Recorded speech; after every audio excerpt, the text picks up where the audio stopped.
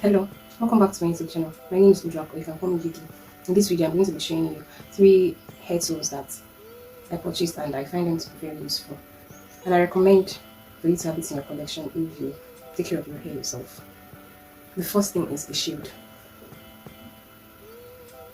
What it does is that it shields your face when you are using hair products that are like aerosols that are likely to disperse to areas that are not needed.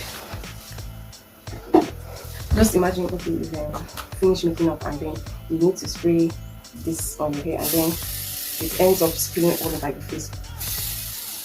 So this actually is helpful. I also find this very useful. I think they are called ear muffs. I use them when I'm deep conditioning with a hooded dryer and blow dryer attachment. Many times when you're under the blow dryer, the heat also gets to touch your ears and they can be very uncomfortable. I remember those days when I used to go to the salon for wash and sets. Almost every 5 minutes I'll be coming out of the hair dryer and be asking them, is it not set, is it not set? Because the thing used to burn my ears. Like those standing hair dryers, they're like hellfire. So you can protect your ears by doing this. Simple and cheap. Then the last product I want to talk about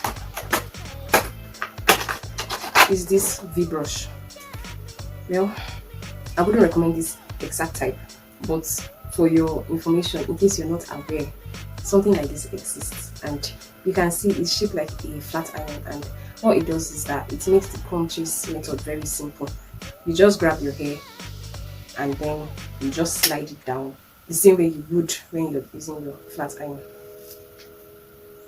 Imagine. It's not going to be hard to fix. So these are the three hair equipments or hair tools that I have in my stash and I feel they are worth having. And I said let's share with you. And I hope you enjoyed the video. Please like and comment if you have any of these hair products. Okay, I need to fix this. Bye bye.